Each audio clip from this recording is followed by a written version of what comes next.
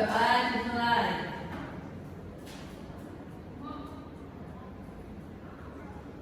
Bacaan selesai.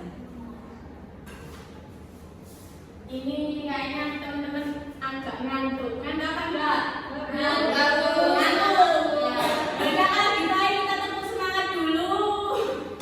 Gimana ini? Nanti kalian bilang tepuk semangat.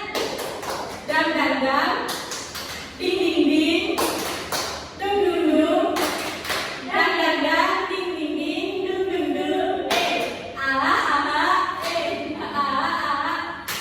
Semangat. Gitu ya. Dang dang dang. Dang dang dang.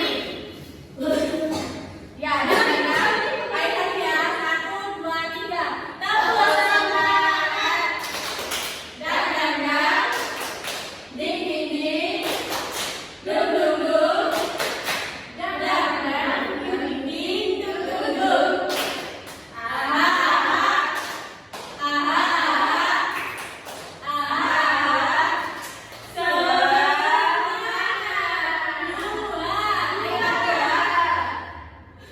Itu lagi ya. Tandanya pek. Aha aha ini 3 kali. Ya. Oke. 1, 2, 3. Tepuk semangat. Dang dang dang. Ding ding ding. Dung dung dung. Dang dang dang. Ding ding ding. Dung dung dung. Aha aha. Aha aha. Aha aha.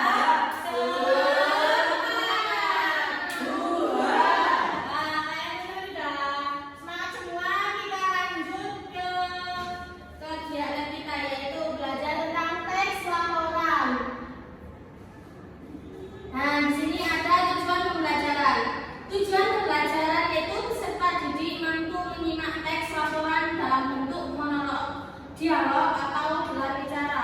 Kemudian mengevaluasi gagasan utama dan detail informasi berdasarkan kaidah logika berpikir.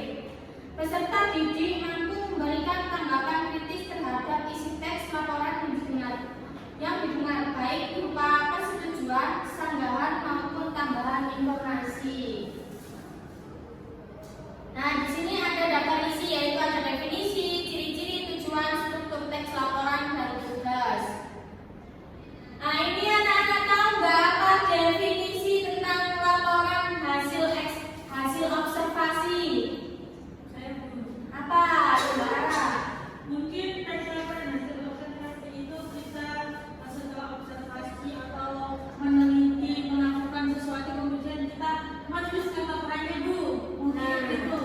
Yang teman-teman ada lain nggak? Ada yang mau nambahin nggak? Saya sama jawabannya sama Mbak Rama. Ya. Dari hasil pengamatan. Hasil pengamatan. Ya. Ditulis bentuk laporan. Ya terus Mbak, Asri kata dia apa? Kayak Lisa Bu. Nggak boleh ngantuk kamu itu sama-sama doang. Ada saya Bu. Hasil penelitian. Hasil penelitian diapakan? Dibuat tulisan. Nah, Ya. disuruh ini terus buat tulisan kayak gitu. Betul, ini teman-teman. Jadi pengertian teks laporan hasil observasi yaitu teks laporan yang tertulis menyajikan informasi faktual dari hasil pengamatan langsung terhadap suatu objek, fenomena atau kegiatan secara sistematis dan objektif tanpa memasukkan opini atau asumsi pribadi. Jadi teks laporan itu kita harus datang ke tempatnya langsung supaya kita tahu kalau informasi itu benar adanya atau hanya fakta belaka kayak gitu.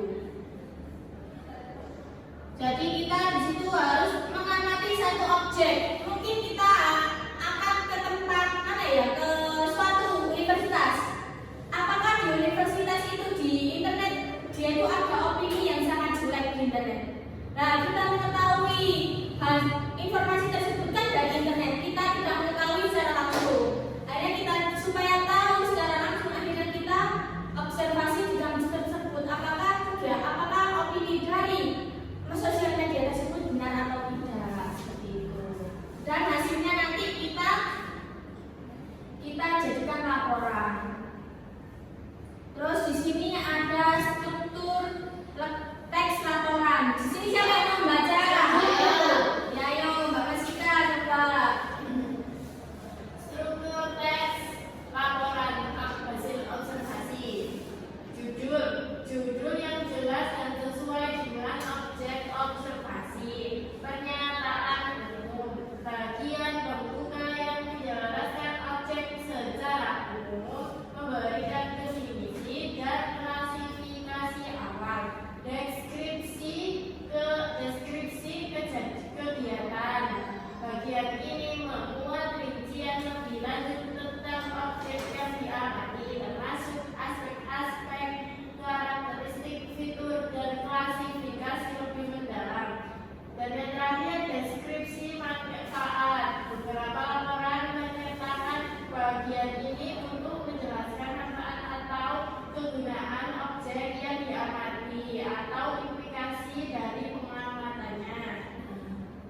Di sini siapa yang tahu judul itu di sebelah mana?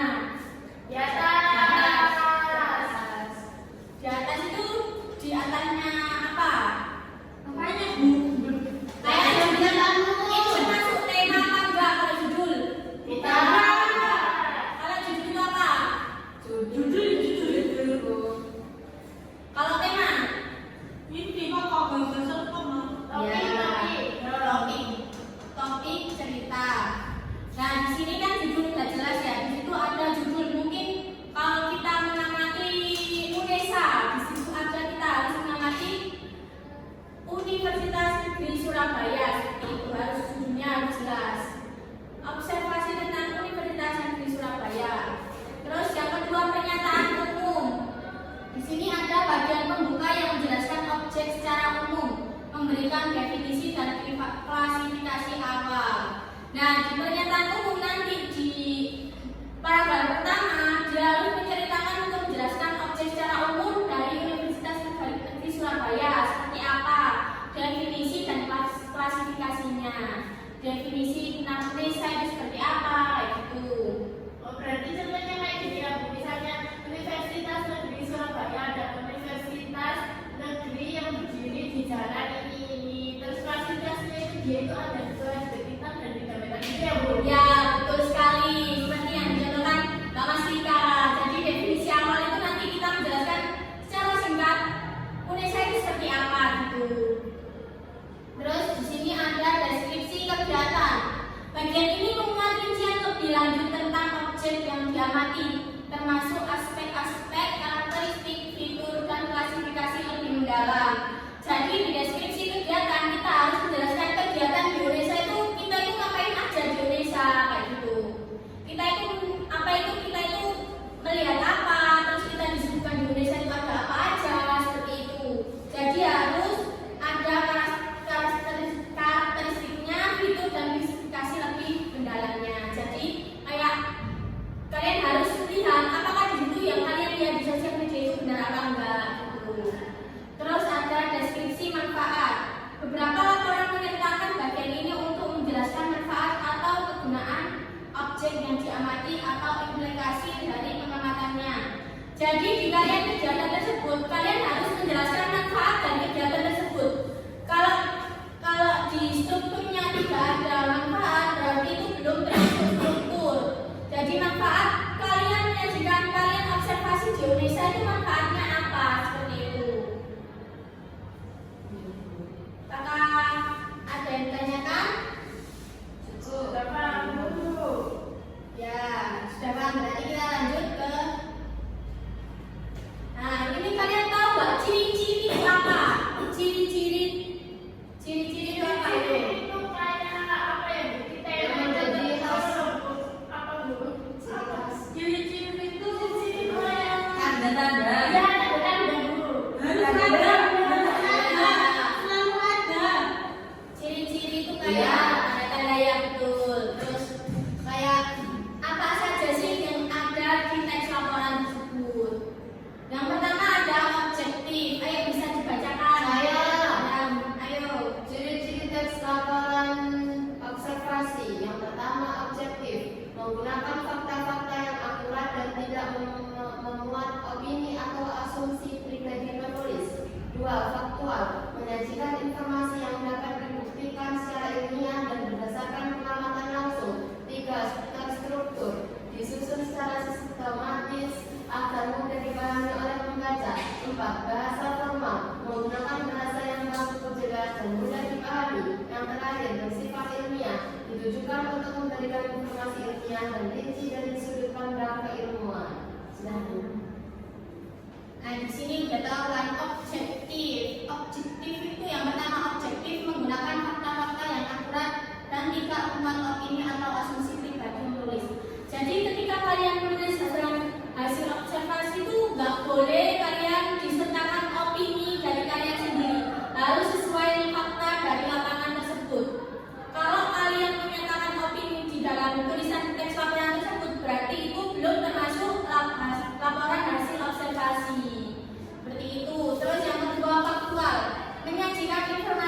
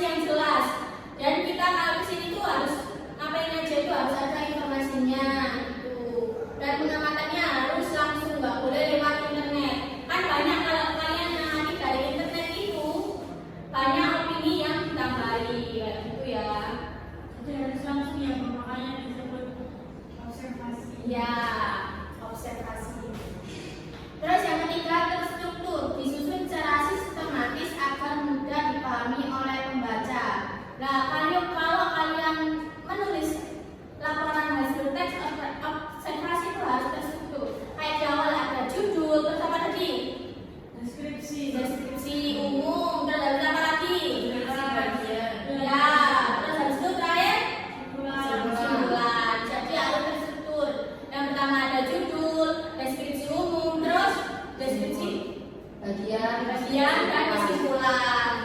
Itu terus di yang keempat ada bahasa formal. Nah, ketika kalian menulis laporan hasil observasi harus menggunakan bahasa formal yang dipahami oleh pihak manapun. Dan kalau kalian menggunakan bahasa Jawa, nanti kalau kalian dibaca oleh orang Jakarta, pasti mereka nggak paham itu bahasa apa seperti itu. Jadi bahasa gaul gimana Bu? Nggak boleh. tidak apa-apa, pokoknya kalian bisa dipahami oleh semua orang yang membaca. Jakarta. Apa itu? Jawa dan Jakarta. Boleh pokoknya kalau menulis hasil observasi kalau bisa pakai bahasa Indonesia dan bahasanya harus formal. Terus bersifat ilmiah ditujukan untuk memberikan informasi ilmiah dan rinci dari sudut pandang keilmuan. Jadi ketika menulis hasil observasi harus memberikan informasi yang jelas dan rinci. Jadi di situ kayak ya di Indonesia itu di situ ada berapa fakultas, berapa prodi, harus rinci. Nulisnya nggak boleh cuma di Indonesia itu ada yang ada ketintang, ada di liwat aja, nggak boleh kayak gitu. Jadi di apa kalian harus nulis kayak gini. Di Indonesia yang di jabatan terdapat berapa fakultas dan di situ ada beberapa prodi gini-gini harus spesifik gitu ya. Terus yang ini tujuan teks laporan hasil observasi. Siapa yang mau membaca? Saya, Bu. Lara dulu, Lara, ayo. Oke, salah ya. Tujuan teks laporan hasil observasi. 1. Memberikan informasi yang jelas dan rinci tentang suatu objek atau fenomena. Yang kedua, mengklasifikasikan objek berdasarkan kriteria tertentu. 3. Mendokumentasikan hasil pengamatan yang akurat. Yang terakhir, mendukung analisis dan pengambilan keputusan. Nah ya, tujuan teks laporan hasil observasi itu ya mengandung dari 4 aspek tersebut, yaitu memberikan informasi yang jelas dan rinci tentang suatu objek atau fenomena. Kalau kalian nggak rinci, kalian nggak bakalan tahu apakah itu jelas apa enggak. Kan kadang apa dunia maya kan tanyanya kan banyak sih, nggak cuma kalian aja yang tanya, pasti dunia maya itu pasti tanya ya kayak rinci banget. Di situ tuh kayak apa ya, prodinya ada berapa, fakultasnya ada berapa. Kalau kalian nggak rinci di situ fakultasnya ada apa aja, pasti mereka nggak tahu, dan itu perlu dipertanyakan. Terus yaitu mengklasifikasikan objek berdasarkan kriteria tertentu. Dan ketika kalian menggunakan menggunakan laporan hasil observasi itu harus mengklasifikasikan objeknya. Terus yang ketiga, mendokumentasikan hasil pengamatan yang akurat. Jadi ketika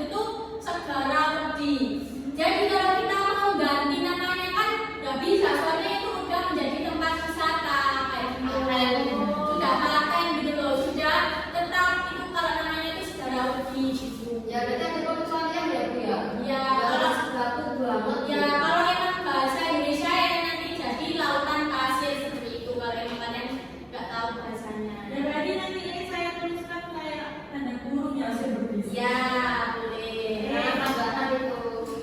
Kemudian yang ketiga, menghuni masyarakat Sentenggen yang menjadi tradisi dan budaya.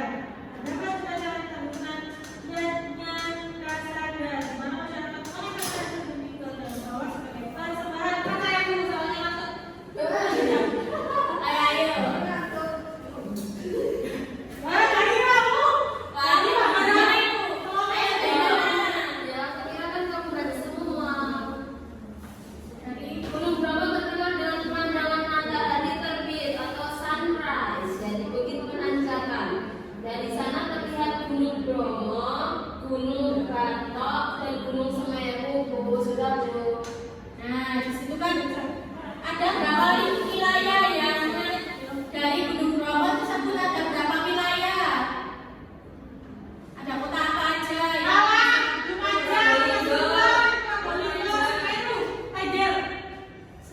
Semeru kan termasuk Probolinggo. Kemudian Raja Malang, Probolinggo, Pasuruan, ya, 4 tersebut. Dan Gunung Bromo bisa dilihat dari kota apa? Surabaya. Oh, satu. Batu. Jadi kita bisa lihat Gunung Bromo itu yang jauhnya dari kota Batu itu bisa terlihat. Ayo bersama Bu. Ayo. Besok waktu yang langsung. Iya Bu. Nah, di sini kan udah tahu kan tadi video tentang Gunung Bromo. Jadi ketika kalian menulis hasil observasi bisa menggunakan tulisan atau video, tapi dengan jelas. Apakah itu benar atau enggak? Oh, berarti itu termasuk video observasi ya Bu? Ya, observasi dari sananya sendiri. Tapi ketika kalian menuliskan hasil tulisan itu tadi, kalian gunakan buat video juga. Gimana yuk? Caranya? Ya, pokoknya ini nih. Kalian tulis hasil observasi itu tadi, terus kalian ada video tersebut, video dari observasi kalian. Itu kalian buat video, terus tulisan itu tadi kalian bisa rekam sendiri. Seperti itu. Terus yang terakhir itu ayo. Ibu mau tanya apa tujuan teks laporan tadi Bapak? Untuk melaporkan atau menuliskan hasil pengamatan atau observasi yang sudah dilakukan. Nah ya betul. Kalau bagaimana cara menyajikan informasi faktual dalam teks laporan? Gimana cara menyajikan? Dengan menyajikan data-data asli berdasarkan fakta dan tidak menambahkan opini. Itu yang Terus harus faktual. ya harus datang ke tempatnya langsung. Ya. Nah di sini ada tugas dibuka bukunya ya satu-satu ya. Ya Bu. Nah, di sini ada tugas judulnya Gunung Bromo seperti tadi di video.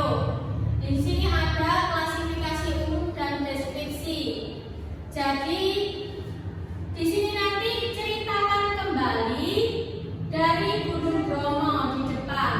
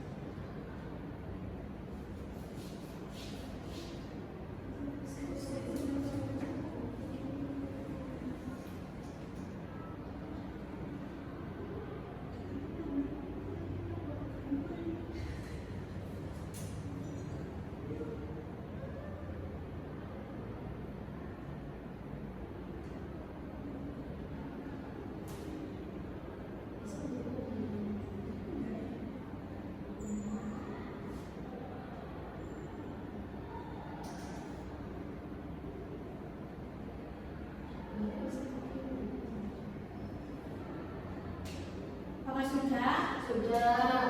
Sudah, ya udah kalau satu dulu siapa yang mau maju? Maju Bu. Iya, Baca, Bu. maju. Depan ayo. Baca itu Bu. Ya, apa? Saya Bu. Nanti karena yang deskripsinya ya Bu. Ya boleh.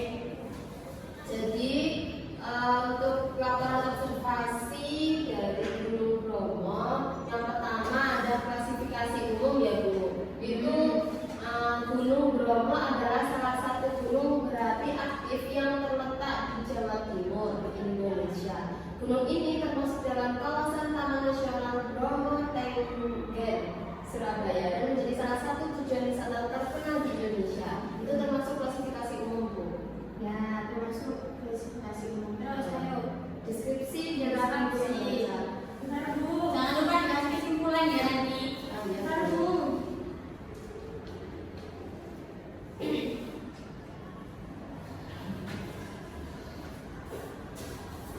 deskripsi dari laporan berapi yaitu Gunung Bromo memiliki ketinggian sekitar 2.329 m di atas permukaan laut.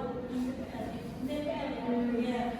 Gunung ini dikelilingi oleh awan pasir luas yang disebut Cendrawasih. Nomor satu kita kasih Gunung Bromo dihuni oleh masyarakat suku Tengger yang masih menjadi tradisi dan budaya mereka.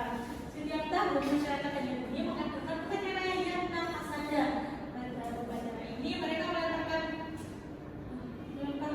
hasil bumi seperti sayuran dan buah-buahan ke dalam kawah Gunung Bromo sebagai bentuk persembahan kepada Sang Hyang Widi. Kemudian Gunung Bromo terkenal dengan pemandangan matahari berbeda-beda. Banyak wisatawan yang datang untuk melihat sunrise dari bukit penanjakan. Di sana pemandangan Gunung Bromo ini ada Gunung Batok, Gunung Semeru juga terlihat jelas dari puncak Gunung Bromo yang sangat menakjubkan. Maaf Bu, simpulnya apa? Gunung Bromo tingginya 2.329 dan Bromo di kawasan Bromo ini suhunya ada suhu Tengger. Jadi masyarakatnya itu masih percaya hal-hal nenek moyang, percaya kayak hal yang dilakukan oleh nenek moyang kita seperti persembahan, Terus juga Gunung Bromo itu terkenal dengan pemandangan yang matahari terbit Bu, matahari terbit ini. sunrise point Bu. Ya, betul sekali. Ayo kelompok 2. Siapa yang mau maju? Lisa yang maju, Lisa. Biar gak ngantuk.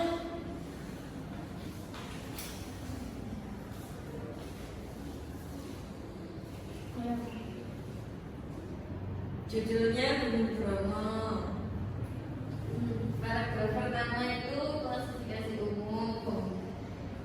Terus paragraf yang kedua itu deskripsi bagian.